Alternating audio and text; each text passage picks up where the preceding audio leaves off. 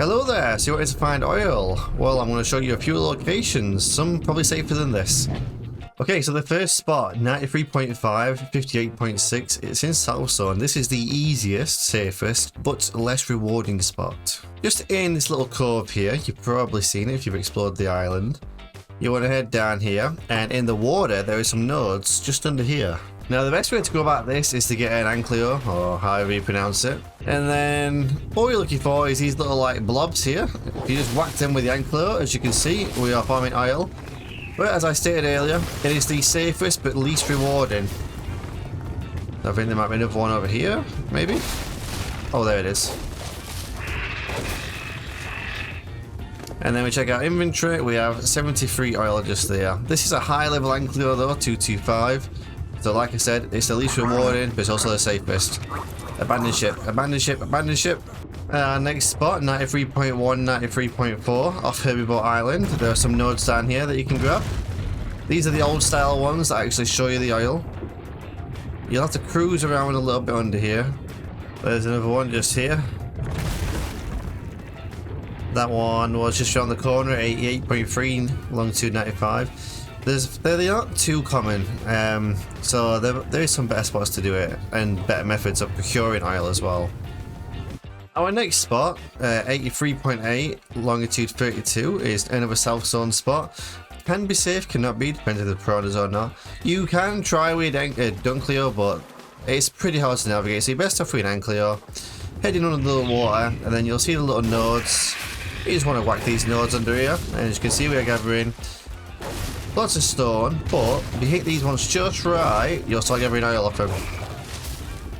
Quite a commonly overlooked one, this one, and all you have to do is take your Ankleo up here. Keep whacking these rocks. And then if you look into your inventory, we've got a stack of oil just there. Not very efficient, however, very early game. So let's say you've got yourself a Hesperornis. It has to be a female one, and let's say it's laid an egg. The egg looks something like this. So you can see we've got two Hesperornis eggs right here. If you find that you've got an egg, you want to slap it into the cooking pot here. Bit of wood on there.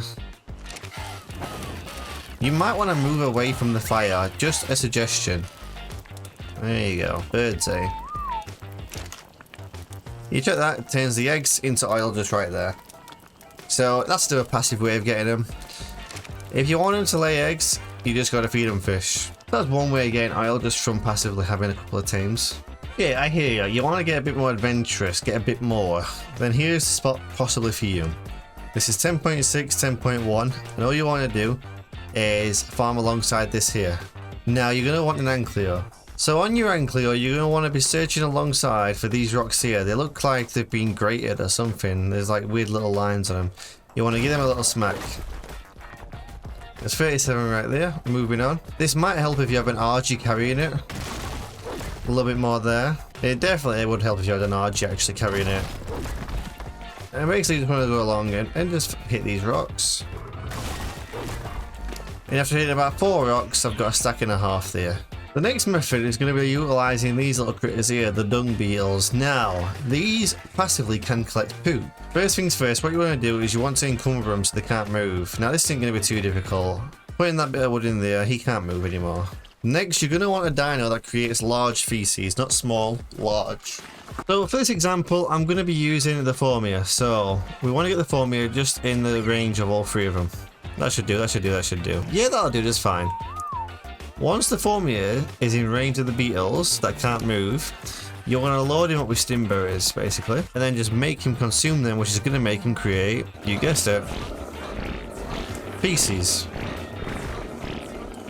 Now you can hear the beetles, they're currently gathering the feces as it drops. So just keep doing that until you feel like they can't carry no more. It's not the most rewarding job, but it works.